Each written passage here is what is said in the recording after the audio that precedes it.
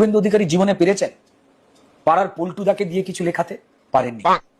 মমতা বন্দ্যোপাধ্যায় কাজী নজরুল ইসলামকে দিয়ে মহাভারত লিখে নিয়েছে। বেশি বাড়াবাড়ি করলে বেশি নয়, বাংলাদেশ থেকে 1 কোটি 1.25 কোটি মানুষ মুসলমান যদি যায়, ভারত চোখের পলকে আমরা দখল করে নেব। নমস্কার বন্ধুরা, সবাই কেমন আছো? চলে এলাম তোমাদের সামনে আরেকটি ভিডিও নিয়ে। বেশি বকবক না করে ভিডিওটা শুরু করা যাক। এই সময় কম, শুরু করো। আচ্ছা, তোমাদের মনে হয় না যে কি পরিবর্তন হয়েছে? একটু দেখা যাক। তাহলে দেখো পরিবর্তনটা কি। যখন ক্ষমতায় ছিলেন তখন,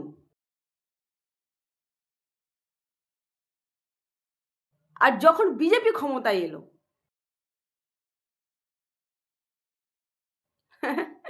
এটাই হলো পরিবর্তন। সঠিক বলেছেন। এই ভিডিওটা দেখো, আমাদের পিসিমণিকে কেমন ভাবে ধুয়ে দিল। এবং আজকে যা অবস্থা, বিজেপিকে যদি রুখতে হয়, লেফটিস্ট সবাইকে, আল্ট্রা লেফট সবাইকে, আমাদের তৃণমূল কংগ্রেস আমরা কথা দিচ্ছি, ন্যাশনাল পার্টি সবাইকে, যার যতটুকু শক্তি আছে, দিল্লিতেও যেমন আমরা লড়াই করব, তেমনি বাংলাতেও আসুন আমরা জোটবাদী। হুমায়ুন কবির বেঁচে থাকা অবধি মমতা ব্যানার্জির বা তার ভাইপো অভিষেক ব্যানার্জির কোনো কথার গুরুত্ব বিন্দুমাত্র হুমায়ুন কবির দেবে না। আর সিপিএম দেবে কিনা তারা বলতে পারবে, কংগ্রেস তাদের সঙ্গে যাবে কিনা, তাদের রাহুল গান্ধী তো অভিষেককে নিয়ে চা খায় দিল্লিতে, তাদের কথা আমি বলতে পারবো না। আমি হুমায়ুন কবির যতক্ষণ বেঁচে থাকবো, এই মিথ্যাবাদী মহিলার কোনো কথা আমার কাছে কোনো প্রাসঙ্গিকতা নেই। এই ভিডিওটা দেখো।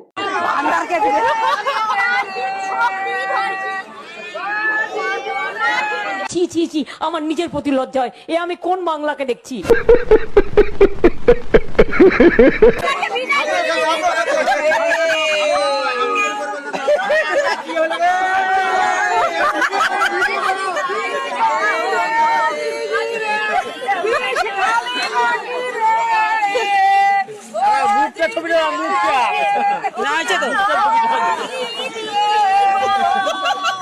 লজ্জা করে না?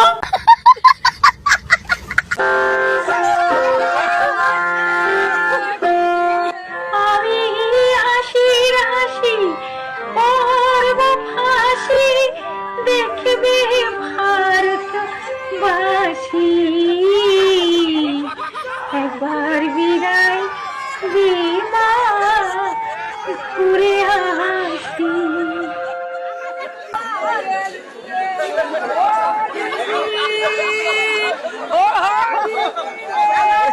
মন গুত্তনি দেবো না। রুদ্রনীল বাবু, এই ভিডিওটা দেখো। বাঙালি যে মাছ ছাড়া থাকতে পারে না, সেই বাঙালি মাছ সঠিকভাবে মাছ বাজারই নেই। এই যে তৃণমূল মিছিমিছি কথা বলে বেড়াচ্ছে, লোক হাসাচ্ছে, একে তো চুরি করে মানুষের মাছ কেনার ক্ষমতায় কেড়ে নিচ্ছে। কুকুরগুলো বুঝিয়ে দিচ্ছে মাছ হবে কোত্থেকে, এটাও বোঝা মুশকিল। দুর্ভাগ্যজনকভাবে আমাদের এই কোনা বাজারে যারা বাঙালি রয়েছেন, যারা মাছ খেতে চান, সেই মাছ যে মানুষ সঠিকভাবে কেটে বিক্রি করবে, তো সেই মাছ কাটবে কি করে যদি মাছের সঠিক বাজার না থাকে? জায়গা নেই।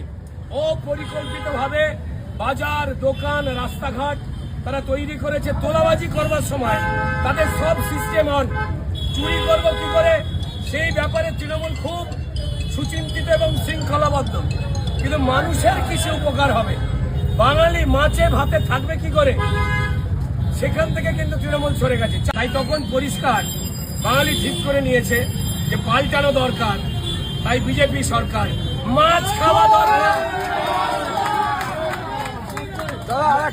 মাছ খাওয়া দরকার, তাই বিজেপি সরকার। আমাদের প্রধানমন্ত্রীর এই কথাগুলো সকলে যতটা পারো মেনে চলার চেষ্টা করো। कम से कम 1 साल के लिए हमें विदेशों में जाने की बातों को टालना चाहिए कि साल भर तक घर में कोई भी फंक्शन हो, कोई भी कार्यक्रम हो, हम सोने के गहने नहीं खरीदेंगे। हमारे पड़ोस में ही इतना बड़ा युद्ध चल रहा है, इसका असर पूरी दुनिया पर पड़ा है और भारत पर तो और भी गंभीर असर हुआ है। भारत के पास बड़े बड़े तेल के कुएं नहीं है, कुछ संकल्प लेने होंगे। हमें पेट्रोल डीजल का उपयोग कम करना होगा, ज्यादा से ज्यादा मेट्रो में ही जाएंगे।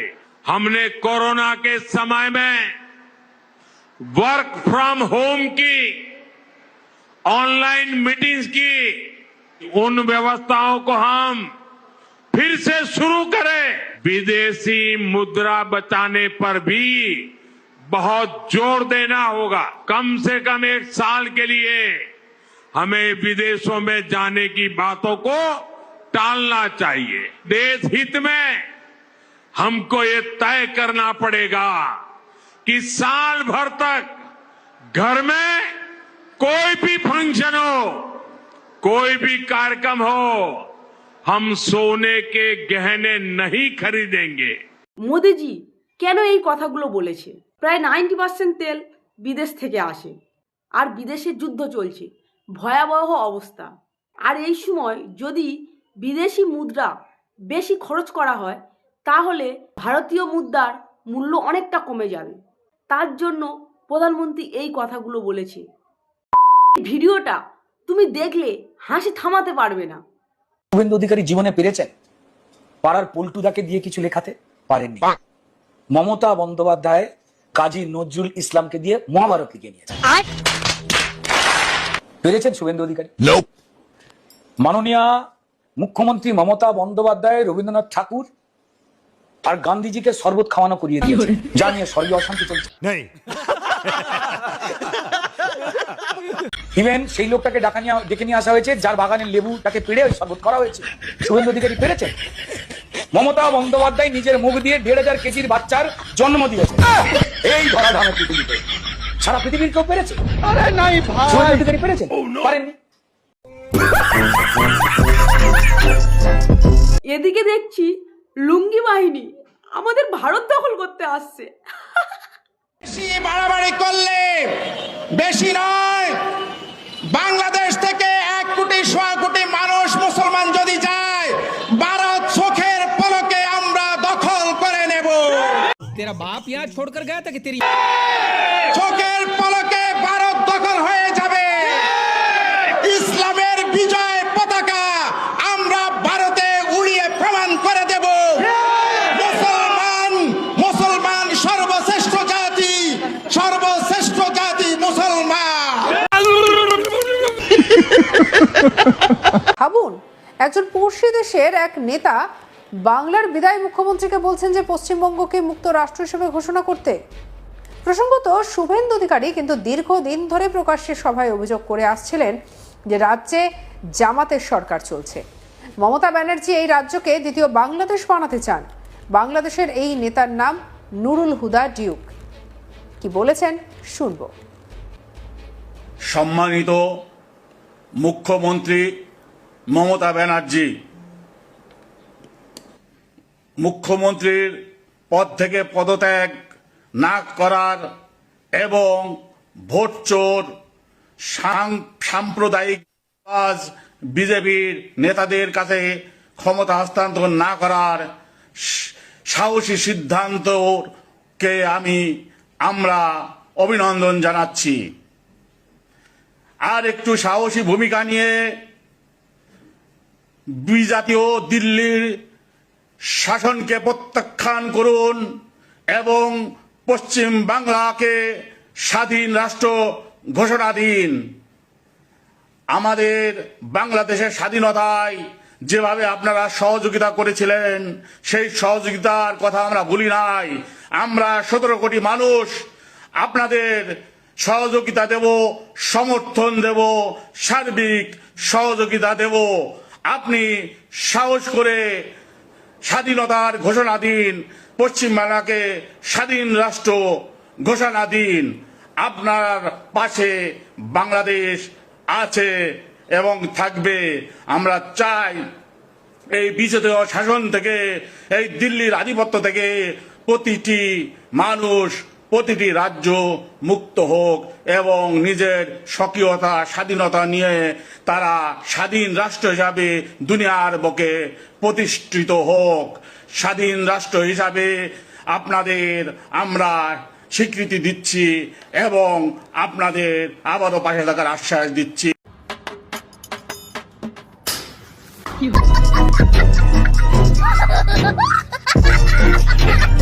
শুভেন্দু অধিকারীর এই কথাগুলো শুনো, কতগুলি নিষ্পাপ মেয়ে ও মহিলার প্রাণ চলে গেছে। নির্ভয়ার 4 জন অ্যাকিউজকে ডেথ পেনাল্টি দেয়নি ভারত সরকার। আমাদের রাজ্যে ধনঞ্জয়ের ডেথ পেনাল্টি হয়নি। নতুন কিছু নয়।